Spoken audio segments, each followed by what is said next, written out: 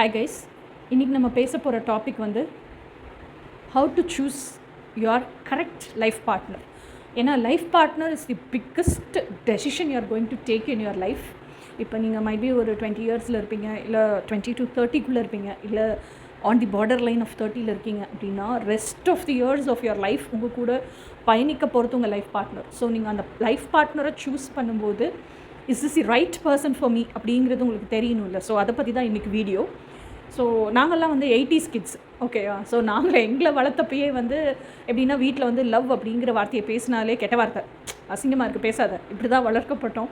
இன்னொன்று நிறைய social conditioning, இதெல்லாம் எல்லா வீடியோஸ்லையும் நான் பேசுகிறதா உங்களுக்கு தெரிஞ்சிருக்கும். அதே மாதிரி ஆண் பிள்ளைகளுக்கும் வந்து என்னென்னா நிறைய சோஷியல் கண்டிஷனிங் இருக்குது. ஸோ அந்த சோஷியல் கண்டிஷனிங் படி அம்மா அப்பா அப்படின்னு வரும்போது அம்மா அப்பாலாம் இந்த லெவலில் இருந்தாங்க, நீ என் பிள்ளைங்க தானே அப்படின்னு இப்படி தான் வச்சுருந்தாங்க. ஓகே, ஸோ அதனால் பிள்ளைங்களுக்கு அவங்க மனசில் என்ன நினைக்கிறாங்க, ஆசைப்படுறாங்கிறத பேசுகிற அளவுக்கான க்ளோஸ்னஸோ அந்த ஸ்பேஸோ பேரண்ட்ஸ் கொடுக்கல. ஓகே, அதனால் எங்களோட ஆசைகள், எங்களோட கஷ்ட நஷ்டங்கள், உணர்வுகள், எங்களோட கற்பனைகள், கனவுகள், இது எதையுமே வந்து பேரண்ட்ஸ் கிட்ட சொல்ல முடியாத 80s கிட்ஸாக தான் நாங்கள்லாம் வளர்ந்தோம். ஓகேயா? ஸோ 80s கிட்ஸாக வளர்ந்து அரேஞ்ச்டு மேரேஜ், எங்களுக்கு எல்லாருக்குமே மோஸ்ட்லி அரேஞ்ச்டு மேரேஜ். ஸோ ஜாதகம் பார்த்து, கல்யாண பொருத்தமெல்லாம் பார்த்து பண்ணி வச்ச மேரேஜ், அதுலேயும் அத்தனை அக்கப்போர், இப்படி தான் நாங்கள் வந்து வாழ்ந்து வந்தோம். ஸோ ஓகேயா? ஸோ இது ஒரு பக்கம். இனி நமக்காக இந்த 80s கிட்ஸுக்காகலாம் பேசி ஒன்றும் பிரயோஜனம் கிடையாது. இப்போல்லாம் 2K கிட்ஸ் வந்தாச்சு. ஸோ நாங்கள் வளரும் போதே அம்மா அப்பா எப்போ பாரு சண்டை, அந்த சண்டையை பார்த்தே தான் நாங்கள் சின்ன வயசுலேருந்து வளர்ந்து வந்தோமே. ஸோ அதனால் என்னென்னா, கல்யாணம் பண்ணிக்கிட்டு ஒரே சண்டையாக தான் இருக்கும் போல் இருக்குது, இதுக்கு எதுக்குடா கல்யாணம் பண்ணிக்கிட்டு அப்படின்னு நாங்கள் நினச்சோம். எங்களுக்கு கல்யாணமே வேண்டாம் அப்படின்னு நினச்சோம். ஆனால் அப்படிலாம் இருக்க முடியல. ஏன்னா we were forced to live a married life. ஆனால் இப்போ 2K கிட்ஸ் அப்படியெல்லாம் கிடையாது. ஐய, ஏன்னா எங்கள் அப்பா அம்மா, அவங்களுக்கு தாத்தா பாட்டி, அந்த பேரண்ட்ஸையும் பார்த்தா எப்போ பார்த்து சண்டை போட்டுகிட்டே இருக்காங்க. பாட்டி தாத்தா அப்புறமும் சண்டை போட்டுட்ருக்காங்க, நம்ம அப்பா அம்மாவும் சண்டை போட்டுட்ருக்காங்க. அதுக்கு ஃப்ரெண்ட்ஷிப்பாக இருந்துட்டு போகிறதே எவ்வளோ ஃப்ரீயாக இருக்குல்ல. கல்யாணம் பண்ணாலே சண்டை வந்துடும் போட்டிருக்கு. கல்யாணம் பண்ணாலே அங்கே எதிர்பார்ப்பு வந்துடுது. அங்கே அந்த கல்யாணம்னு வரும்போது அந்த உரிமை மீறல், அத்துமீறல், இது எல்லாமே நடக்குது. அந்த பவுண்டரி லைன், பார்டர் நம்ம போட்டிருக்கதெல்லாம் க்ராஸ் பண்ணி உள்ளே வயலேட் பண்ணி உள்ளே வந்துடுறாங்க. ஸோ நம்ம ஸ்பேஸ் எல்லாம் ஆக்குப்பை பண்ணிக்கிறாங்க. அப்போ கல்யாணம்னாலே அந்த ஒரு வல்னரபிலிட்டிக்கு ஆளாக்கப்படுறோம். அதனால் இன்டிமசிங்கிற பேரில் ரொம்ப டார்ச்சர் பண்ணுறாங்க அப்படின்னு எல்லாம் நினைக்கிறாங்க 2K கிட்ஸ். அதனால் நிறைய பேர் கல்யாணமே வேண்டாம் அப்படிங்கிற சிந்தனையிலே இருக்காங்க. ஏன் இவ்வளோ தூரம் நடக்குது அப்படின்னா, சின்ன வயசுலேருந்தே 2K கிட்ஸ் வளரும் போதே எப்படி இருக்காங்கன்னா, ஸ்கூலுக்கு போகிறாங்க, வர்றாங்க, படிக்கிறாங்க, படித்து முடிக்கிற வரைக்கும் நல்ல ஸ்கூலில் அரட்டை கச்சேரி, எல்லா ஃப்ரெண்ட்ஸ் கூடயும் இருக்காங்க, ரிலீஸ் ஆகிற மூவிக்கெல்லாம் ஃபஸ்ட் ஷோ போய் பார்த்துட்டு வந்துடுறாங்க, நல்ல ஊர் சுற்றுறாங்க, டூருக்கு போகிறாங்க, ட்ராவலுக்கு போகிறாங்க, எல்லா ஃப்ரெண்ட்ஸும் சேர்ந்தே போகிறாங்க. ஸோ இந்தளவுக்கு நல்ல லைஃப், ஒரு என்ஜாய்மெண்ட்டான லைஃப் பார்த்துட்றாங்க. ஏன்னா நம்ம எல்லாம் கஷ்டத்துலேயே வளர்ந்தனால இந்த கஷ்டம் பிள்ளைங்களும் படக்கூடாது அப்படின்னு நம்ம லக்ஸரியாகவே வளர்த்துட்டோம் நம்ம பிள்ளைங்கள. ஸோ இந்த சூழல் எப்படி இருக்குன்னா, நான் யாருங்கிறதே அந்த பிள்ளைங்களுக்கு தெரியல. திஸ் இஸ் ஹூ ஐ ஆம் அப்படின்னே அந்த பிள்ளைங்களுக்கு தெரியல. ஓகே, ஆனால் என்னென்னா அம்மா அப்பா கூட நல்ல லக்ஸூரியஸாக, கம்ஃபர்டபுளாக, எல்லா சுகபோகங்களோடையும் ஹாப்பியாக வாழ்ந்துட்டுருக்காங்க. இந்த ஹாப்பினஸ்ஸையே அவங்க குலைச்சிக்க விரும்பலை கல்யாணங்கிற பேரில். பட் ஸ்டில் ஆனாலும் என்னென்னா, இது வந்து லாங் ரன்னில் வந்து கடைசி வரைக்கும் ஒரு துணை இல்லாமல் வாழ்ந்துட முடியும்னா வாழவே முடியாது. Practically it's not possible, emotionally it's not at all possible. அதுதான் ரியல் ட்ரூத்து. ஏங்கியே தவிச்சு போயிடுவோம். ஓகேயா?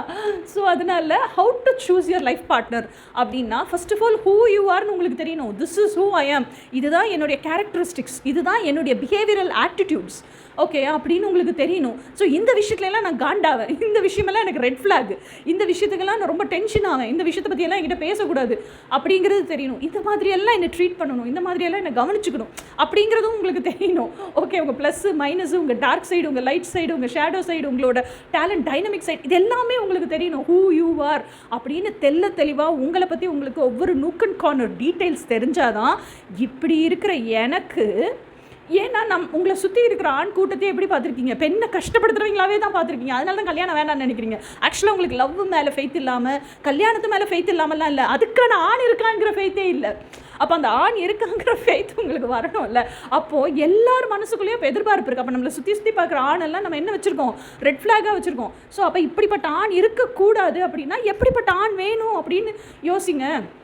ஓகே, அதே மாதிரி உங்கள் ஹார்ட் ஸ்பேஸுக்குள்ளே அந்த எக்ஸ்பெக்டேஷன் வச்சுருக்கீங்கல்ல, ஏன் இவங்களை எல்லாம் பிடிக்கல, உங்களை சுற்றி இருக்க ஆண், நீங்கள் பார்த்த ஆணெல்லாம் உங்களுக்கு பிடிக்கலன்னா they are not up to your expectation.